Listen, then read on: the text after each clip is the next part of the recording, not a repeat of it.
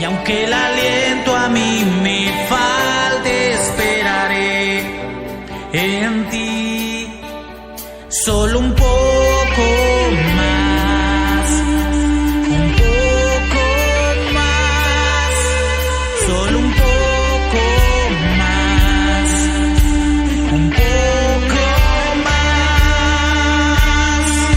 y yo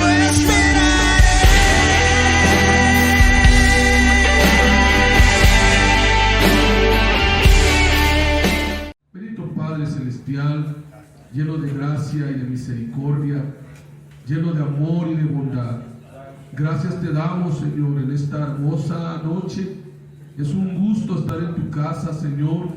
Es un gusto, Padre, ocupar un lugar en esta casa, en este santo templo, en el cual, Señor, tú has permitido que en esta noche viniéramos a tu casa. Gracias, Señor, porque han sido cultos muy hermosos, han sido cultos especiales, Señor.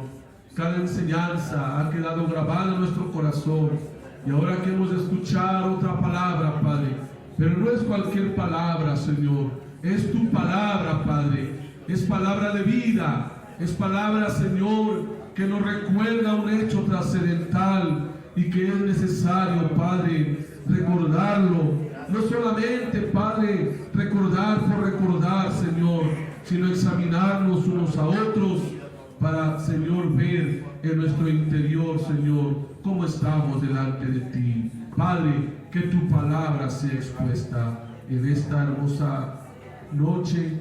Ponnos unos atentos, Padre, en el nombre precioso de Cristo Jesús. Amén. ¿Cómo esos lugares, hermanos? Y bueno, quiero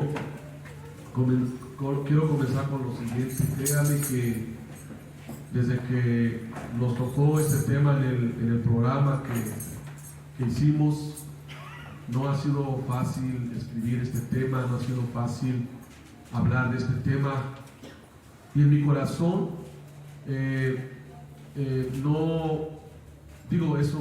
en mi corazón cuando yo estaba estudiando y agarraba la Biblia de estudio, agarraba la Biblia de otras versiones, agarré otros libros y bueno, en realidad, hermanos, aprendo mucho cuando leo todo lo de un tema.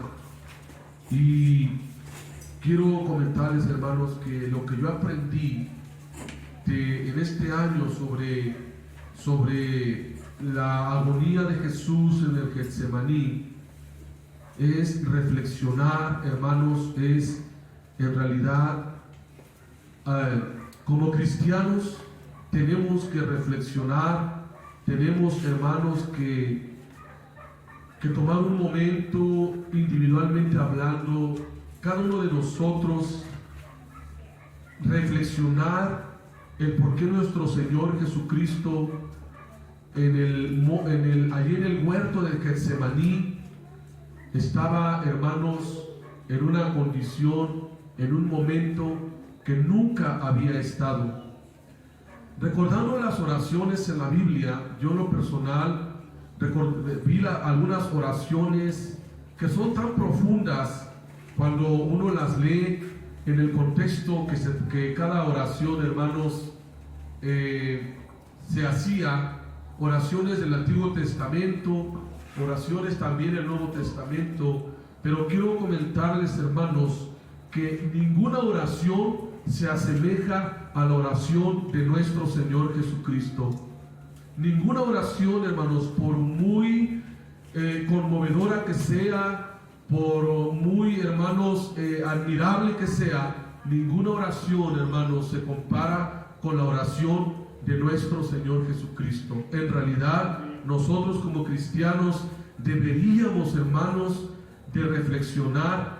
Mire, con esta noche se han dado 4 temas importantes, hermanos, y en realidad es muy necesario que cada tema lo reflexionemos, hermanos.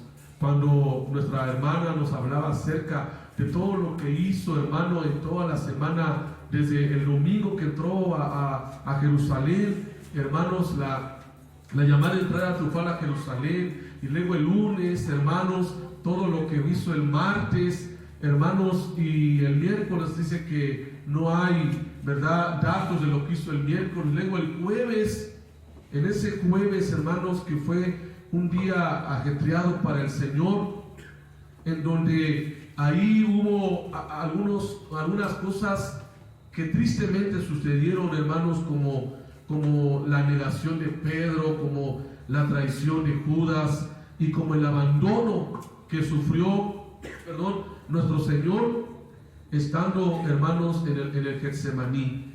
Hoy quiero hablarles acerca, hermanos, de que reflexionemos en esta oración. La oración de Jesús en el Getsemaní nos debe de conmover, hermanos, nos debe de conmover. Mire, nuestro Señor Jesucristo sabía que tenía que llegar a la cruz.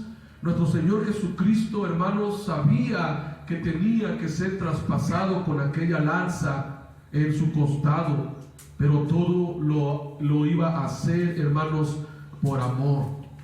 Pasamos al Señor, hermanos, por amor a la humanidad, hermanos.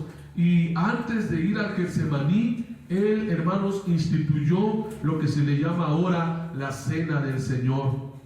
Esto lo vimos el día lunes, que el nuevo pacto que el Señor, hermanos, instituyó, quitando el viejo pacto, ¿verdad? La Pascua que constituía, hermanos, en sacrificar un cordero, y cuya sangre del cordero era para, hermanos, pintar las puertas y las ventanas, recordando, hermanos, que hace más bueno, en el año más o menos, el año 1444 antes de Cristo, Israel salía, hermanos, de Egipto, y bueno, y cada año se recordaba esto. Pero en esa noche del jueves, hermanos, que era, hermanos, la fiesta en donde se tomaban 4 copas, que cuando hablábamos de Judas, el traidor, hermanos, Judas tomó, hermanos, 2 copas, no así la tercera copa, que era la tercera copa, hermanos, era cuando el Señor Jesucristo instituyó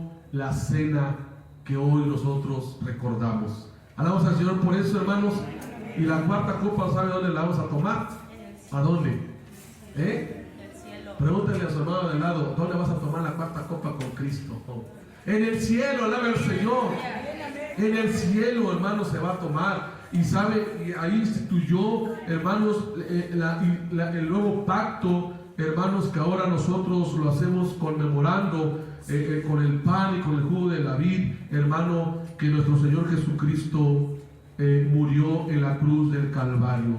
Quiero, hermanos, así brevemente demostrarles que los 3 evangelios, hermanos, tanto de ahorita que leímos Marcos, pero Marcos, hermanos, juntamente con Mateo y Lucas, que son los 3 evangelios que hablan de este hecho, no así, hermanos, evangelio de San Juan.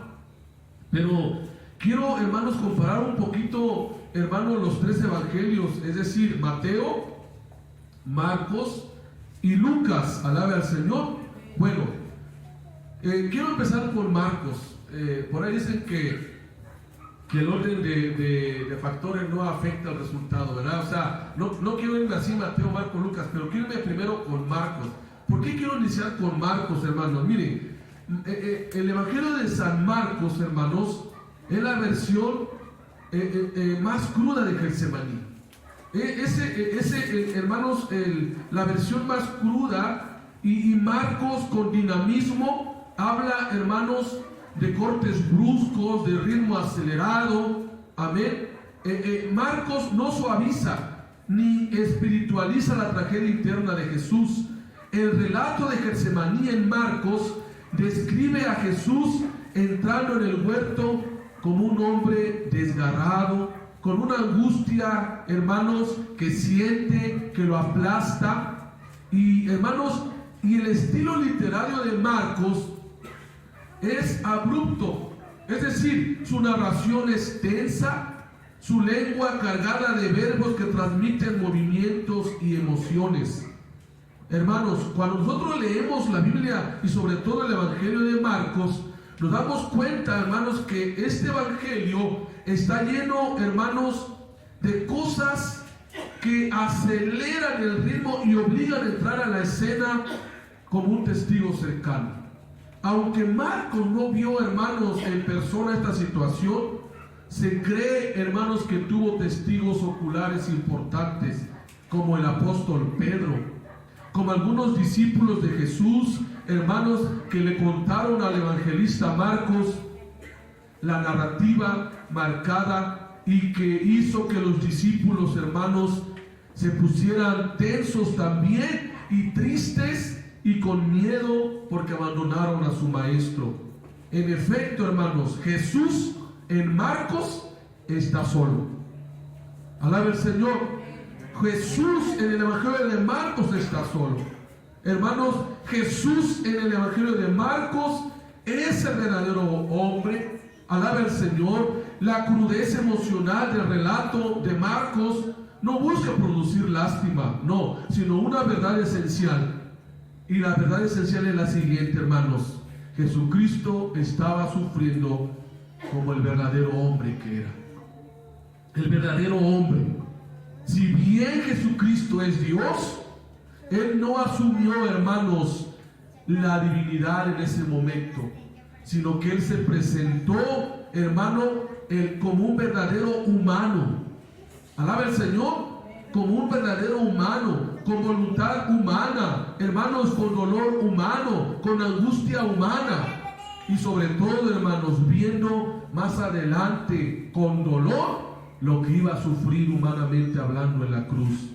Por eso Marcos, hermanos, confiesa una tristeza cuando escribe de Jesús aquí, hermanos, y dice el versículo 34: mi alma está muy triste. Y vea, mi alma está muy triste hasta la muerte. Amén. Aquí, hermanos, vemos que Jesús experimenta el límite de la condición humana. Alaba al Señor.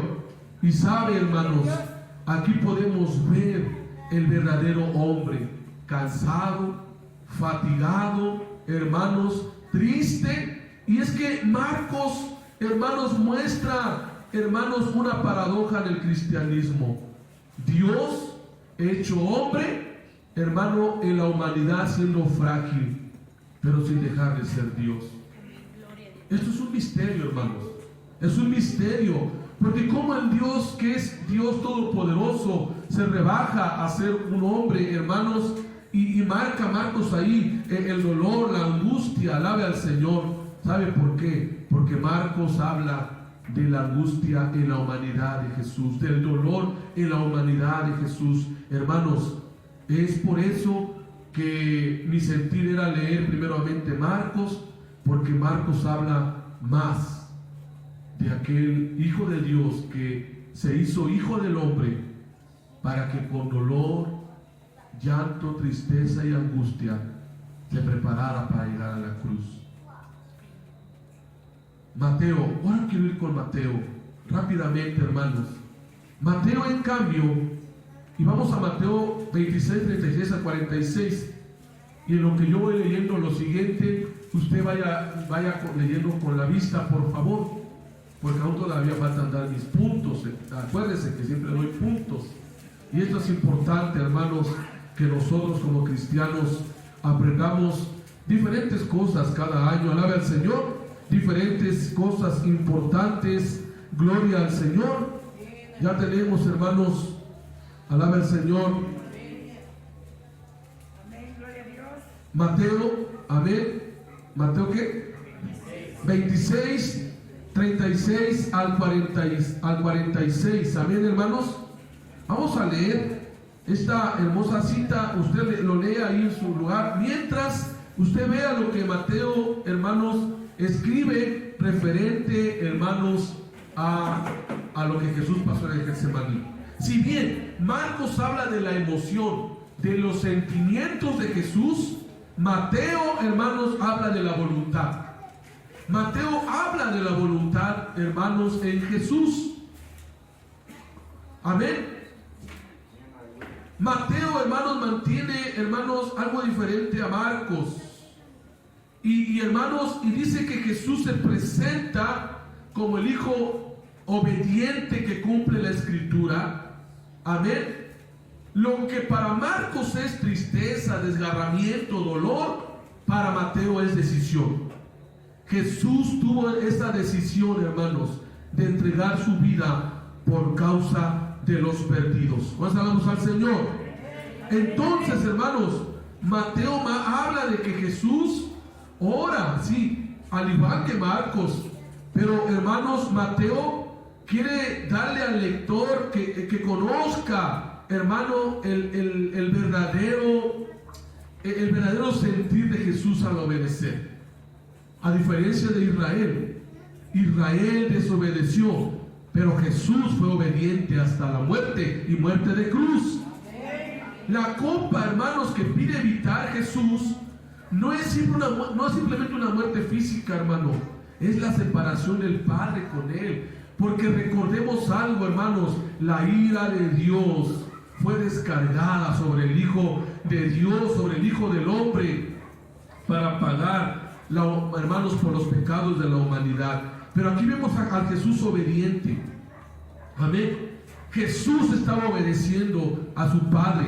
Amén. Jesús estaba, hermanos, estaba siendo disponible, hermano, a su Padre. Y 3 veces dice lo siguiente: hágase tu voluntad. Amén. Hágase tu voluntad. Cristo vive, Cristo reina. Hágase tu voluntad. Y es por eso, hermanos, que Cristo cumple, hermanos, con lo que el Padre le mandó a hacer.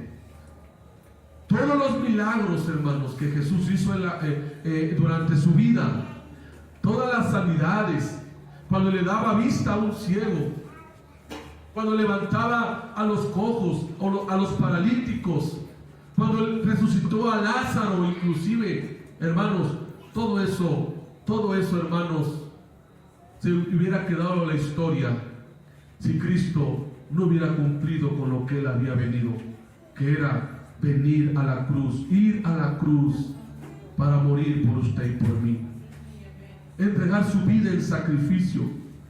Y en el Getsemaní, hermanos, ahí Él estaba obedeciendo. Él estaba diciendo al Padre: Padre, si quieres. Y a mí me gusta también la expresión de aquí de Mateo, hermanos, y algo importante creemos nosotros, hermanos, de entender que Jesús, a pesar del dolor, estaba dispuesto a entregar su vida hasta la muerte. Por eso, hermanos, en el versículo 39, Jesucristo dijo lo siguiente: Padre mío, si es posible, pase de mí esta copa, pero no sea como yo quiero, sino como tú. Y esto lo hizo 3 veces el Señor, hermano, y esto también lo marca el evangelista Marcos, pero aquí Mateo marca, hermanos, a la obediencia de nuestro Señor Jesucristo. Lucas también lo escribe, Lucas 22, 39 al 46. Vaya ahí, hermanos, por favor, en Lucas 22, alabe al Señor, 39 al 46, gloria al Señor. Ahí todavía, hermanos, nos marca que Lucas, hermano, hace un equilibrio delicado entre el sufrimiento y la dignidad, entre debilidad humana y cercanía divina. Lucas, el Getsemaní, hermanos, habla del Getsemaní. No es solo un lugar donde Jesús sufre, sino es un lugar donde el Señor Jesucristo, hermano, en el momento más difícil, recibe consuelo de Dios mismo. Amén. Recibe consuelo. Vea, hermanos, cómo el Señor recibe consuelo. Allí en el versículo número, hermanos, 43 de Lucas 22. Y se le apareció un ángel del cielo para fortalecerle, vea. Y estando en agonía, oraba más intensamente, y era su sudor como grandes gotas de sangre que caían hasta la tierra. Hermanos, en esos momentos difíciles, Lucas marca algo que ni Mateo ni Marcos lo describe, que es hermano, la intervención divina por medio de un ángel. La intervención, hermanos, del Señor, consolándolo y levantándolo, orando en agonía, pero no en caos. Amén. Estaba sereno el Señor, aunque sufriendo. Alaba al Señor. Y aunque Él estaba solo humanamente hablando, hermanos, el Señor, el Padre Celestial, manda un ángel para consolarlo y fortalecerlo. Lucas interpreta, hermano, a la luz de los salmos, del justo perseguido, que Jesús es el inocente que sufre, hermanos, por los culpables. Alabe al Señor. Lucas muestra que Jesús oró hasta los límites de la resistencia física, ¿sí? Porque dice que su sudor, ¿cómo era? Grandes gotas combinadas con sangre, hermanos.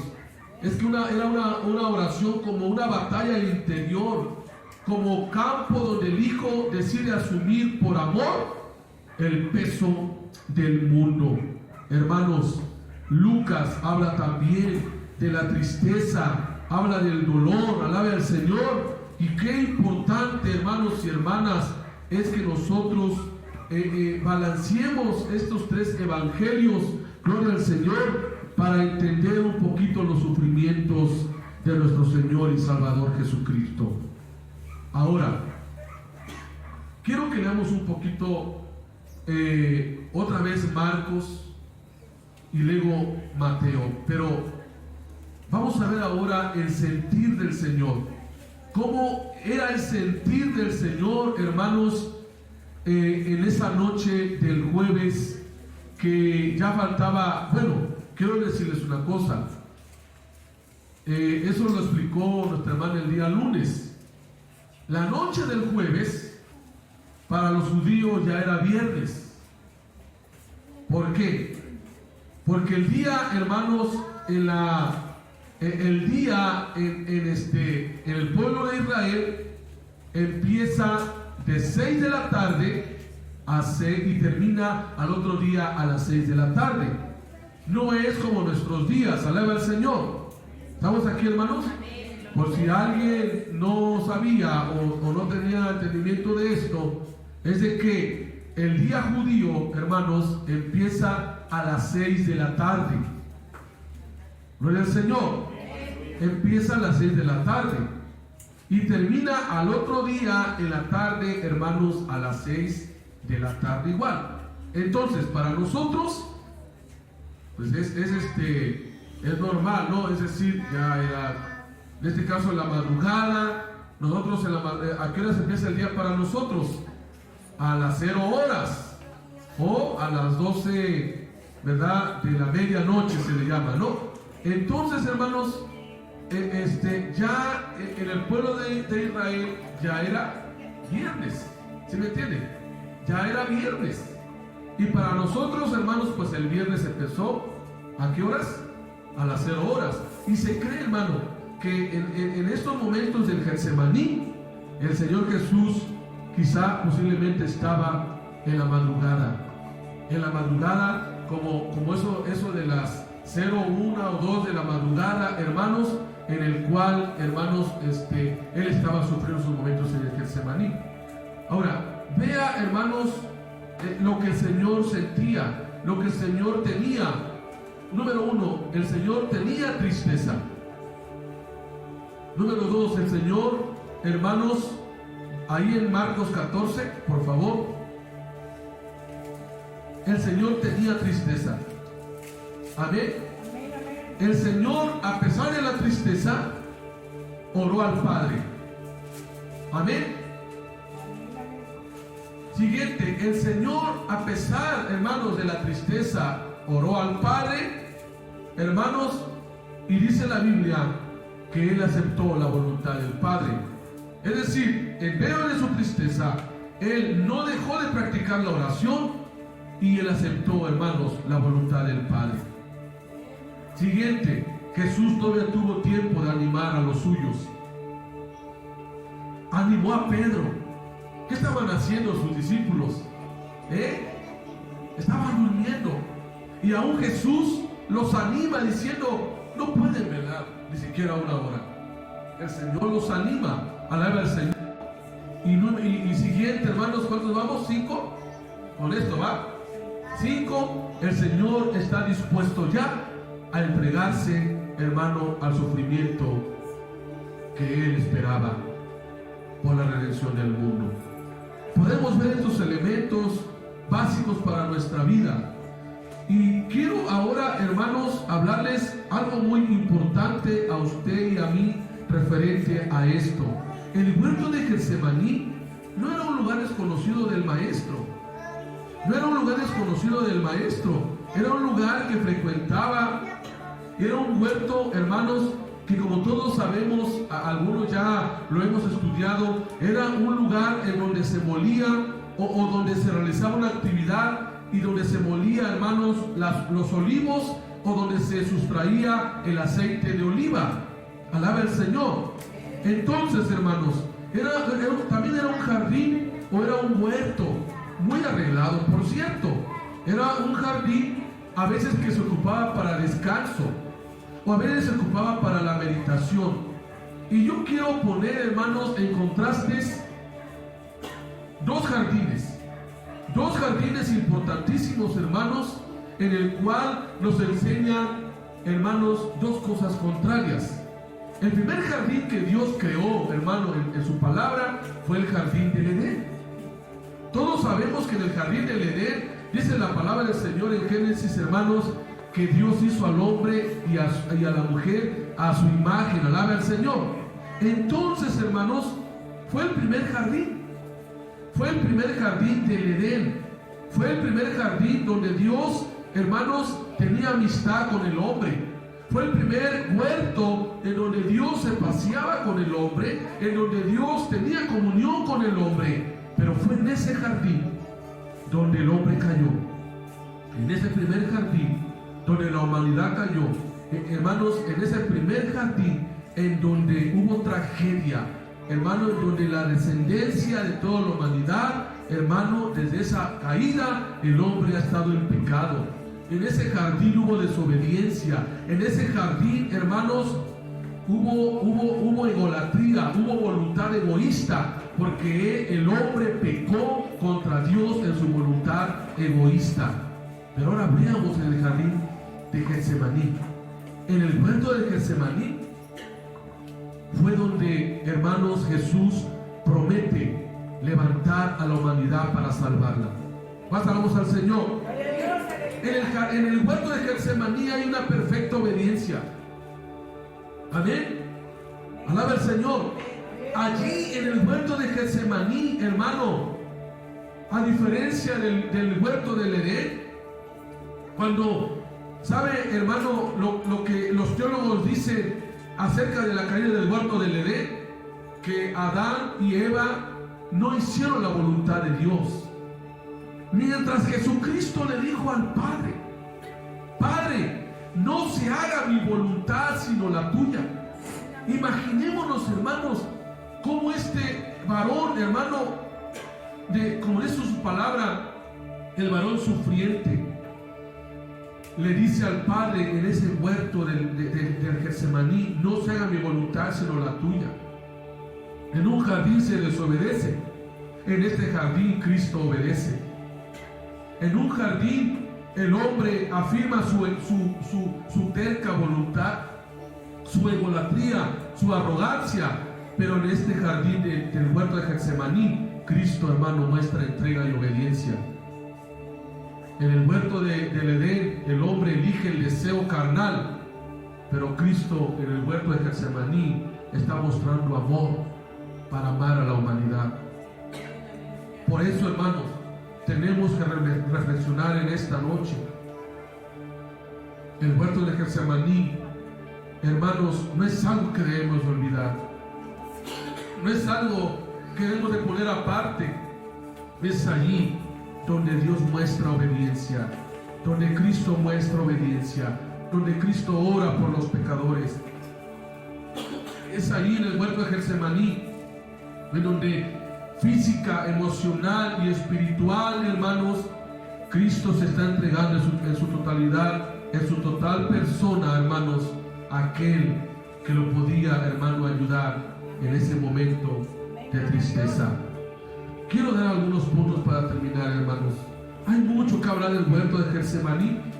Hay mucho que hablar, hermanos, pero tenemos que terminar en este punto y aplicar a nuestras vidas, hermanos, todo lo que se habla del huerto de Getsemaní. Alaba al Señor. Hermanos, la enseñanza que tenemos aquí del huerto de Getsemaní son muchas enseñanzas. Alaba al Señor. Son muchas enseñanzas en el cual, hermanos, podemos aprender lo siguiente. Número 1, para concluir, no importa lo que estemos pasando, Jesucristo siempre será nuestro compañero en medio de la angustia. Jesús como compañero en la angustia, hermano. Él sufrió lo peor. Él sufrió, hermano, los desprecios más inimaginables para que usted y yo no fuéramos despreciados, ni por el mundo, hermano, ni por el Señor. Hermanos, el Señor es el compañero en la angustia. Alaba al Señor. El Señor es el compañero en el dolor. Gloria al Señor. El Señor es el compañero, hermanos, en medio de las situaciones que estemos viviendo. Alaba al Señor. También, hermanos, aunque el camino se vuelva difícil y nos visite la aflicción, siempre será mejor orar. Siempre será mejor orar. Jesús oró a pesar de lo que se venía. Jesús no dejó de orar a pesar de lo que él iba a sufrir. Hermanos, el Señor nos invita a la oración. El huerto de Getsemaní es algo y que nos debe de enseñar, hermano, que no importa lo que estemos pasando, no importa lo que estemos batallando, Dios nos invita a orar. ¿Cuántos en realidad, hermanos, tenemos esta enseñanza de la oración? ¿Oramos a fuerzas? ¿O estamos durmiendo como Pedro y Jacobo y Juan? Estamos descuidando esta práctica maravillosa que es la oración. Jesús, a pesar del dolor, a pesar de que sabía que iba a ser hermanos, iba a ser como Judas, que fue el traidor, iba a ser traicionado, iba a ser dejado solo, y sabía que los discípulos lo iban a negar. Hermanos, la oración de Getsemaní nos ofrece un camino, no abstracto, sino probado por Cristo mismo, que en medio del dolor podemos orar para ser fortalecidos. En medio de la tristeza, en medio de la agonía, aún, hermano, del dolor más indescriptible que tengamos, usted y yo podemos orar en cualquier situación. ¿Sabe por qué? Porque es la oración, y es en la oración, hermano, donde el verdadero cristiano refleja su dolor y su angustia al Señor. Esta oración debe de llevar honestidad, porque le dice: Padre, si es posible, pase de mí. Esta oración debe de llevar confianza, porque dijo: no se haga mi voluntad sino la tuya. Y esta oración debe de llevar perseverancia, porque Jesús no solamente oró una vez, sino oró ¿cuántas? 3 veces. Hermanos, nosotros, ¿qué hacemos en medio de nuestras tristezas? ¿Qué hacemos en medio de nuestro dolor? ¿Oramos? Cuando estamos tan preocupados, mire, hay problemas en la familia, hay problemas en el matrimonio, hay problemas con los hijos, hay problemas, hermanos, en nosotros mismos. Las noticias que nos rodean, hermano, en el mundo no son tan gratificantes. La delincuencia, el dolor, hermanos, tenemos nosotros el ejemplo de Jesús. La oración. Y en Getsemaní nos enseña que cada uno de nosotros tiene un Getsemaní donde puede puede derramar sus lágrimas al Señor, donde puede derramar su dolor, donde puede hablar con honestidad, donde puede hablar con confianza, donde puede tener perseverancia en su oración, hermano. Porque mire, el hombre falla. Hay muchas traiciones. Cuando hablaba el hermano de la traición, hermanos, algunos de nosotros hemos experimentado las traiciones, el dolor, pero sabe, hay alguien que no nos va a dejar, porque Él experimentó la peor traición en su vida, nuestro Señor Jesucristo. Alaba al Señor. Y Él nos dice que no estaremos solos, y Él nos dice que todo lo que le pidas al Padre en mi nombre yo lo haré. Amén. Pero tenemos que orar, hermanos. Tenemos que tener, hermano, oración perseverante. Tenemos que tener oración insensate, hermanos, insensate. Y tenemos que tener oración constante, así como nuestro Señor Jesucristo lo tuvo, hermanos. Más alabamos al Señor. Mientras todos le fallaban a Jesús, Jesús seguía orando, porque sabía que hay alguien que no le fallaba: su Padre. Su Padre. Y sabe, otro punto que tenemos que tratar aquí no solamente es la práctica de oración, sino la obediencia, aceptar la voluntad de Dios. Él dijo que no se haga mi voluntad, Padre, sino la tuya. Eso habla también de obediencia. Habla de aceptar en obediencia lo que Dios tiene para cada uno de nosotros. En la vida tenemos, hermanos, experiencias inimaginables, experiencias difíciles, experiencias que, hermanos, quizás nos roben la paz y llega la angustia, llega la preocupación. Pero ¿sabe cuál sería nuestra oración? Padre, que no se haga mi voluntad sino la tuya. Incluso nuestro Señor Jesucristo es el ejemplo, hermano, que aún en la hora más oscura de su vida terrenal, Él anima, hermano, a los desanimados. Él levanta a los desanimados. ¿Qué sería de nosotros, hermanos, si nosotros estuviéramos pasando una situación igual que nuestro Señor? A lo mejor uno dice: no, mejor renuncio, mejor me voy de aquí y abandono a mis compañeros, a mis amigos. No, Jesús, aún con el dolor en su corazón, le dice a Pedro: vela, Pedro, ora para que no entréis en tentación. Hermanos, ¿cuántas veces nosotros no queremos aceptar en algunas ocasiones la voluntad de Dios? Pero Jesús es un ejemplo, hermanos, un ejemplo en el cual le dice al Padre: no se haga mi voluntad, Señor, no se haga lo que yo quiero, sino lo que tú deseas. Alabamos al Señor. Por eso en esta noche, hermanos, en esta semana que hemos visto temas importantes de Semana Santa, tomemos el ejemplo, hermanos, de nuestro Señor Jesucristo. Y lo último, para terminar, el Señor nos enseña también que seamos cristianos vigilantes. Jesús le dijo a Pedro y nos dice a nosotros: velad y orad para que no entréis en tentación. Seamos vigilantes como cristianos.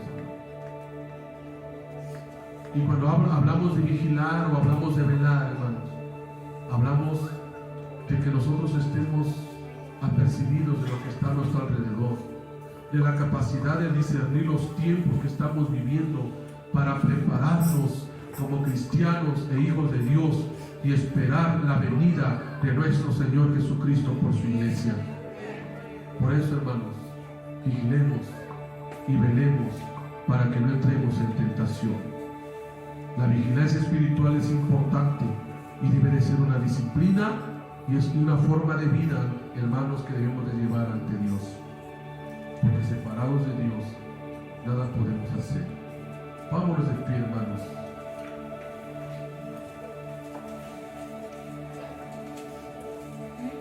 Amado Padre,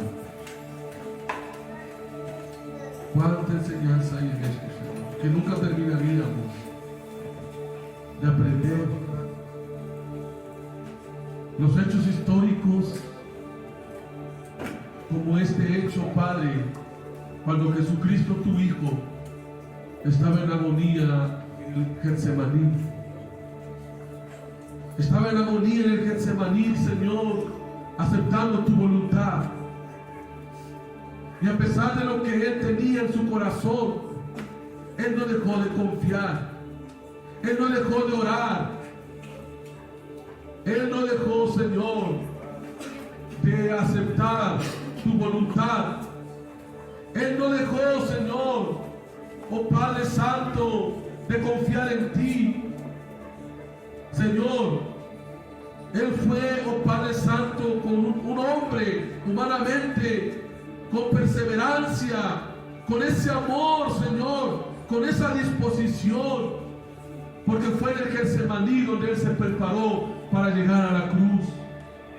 Señor, que cada uno de nosotros tengamos un Getsemaní, un lugar de encuentro contigo, un lugar de comunión contigo, un lugar de fortaleza, un lugar de oración, un lugar en donde aceptemos tu voluntad, un lugar en donde estemos conscientes que debemos de ser cristianos vigilantes, Señor, porque tú pronto vienes por tu iglesia. Es por eso, Señor, que en esta noche nosotros estamos aquí para rogarte, Señor, que nos sigas ayudando, Señor, para seguir adelante. Que en medio de luchas, en medio de pruebas, en medio de experiencias tristes que vivamos, Señor, podamos buscar tu rostro y podamos recibir consuelo a través de la oración. Así como tu Hijo Jesús recibió fortaleza y consuelo cuando tú enviaste un ángel que lo fortaleciera. Señor, no podemos nosotros describir lo que tu Hijo estaba pasando en el huerto de Getsemaní. No podemos, Señor, describirlo. Solamente a la luz de tu palabra podemos ver de que Él, Señor, sabía y estaba consciente a lo que se enfrentaba y a lo que se iba a enfrentar. Señor, nosotros también estamos aquí. Y gracias a los sufrimientos de tu Hijo, Señor, no tenemos que sufrir desprecios, no tenemos que ser golpeados o flagelados, o no tenemos que ser, Señor, oh Padre, entregados a la muerte como tu Hijo. Nosotros tenemos victoria en Él, tenemos victoria en Él, y sabemos, Señor, que por medio de Cristo, Señor, estamos aquí. Gracias, Señor Jesús. Gracias, Señor Jesús. Gracias. Gracias porque tú oraste por mí en el Getsemaní. Oraste por aquellos que han entregado su vida a ti, Señor. Gracias, Dios. Y en esta noche, aquí estamos para recordar una vez más, oh Padre, conmemorando, Señor,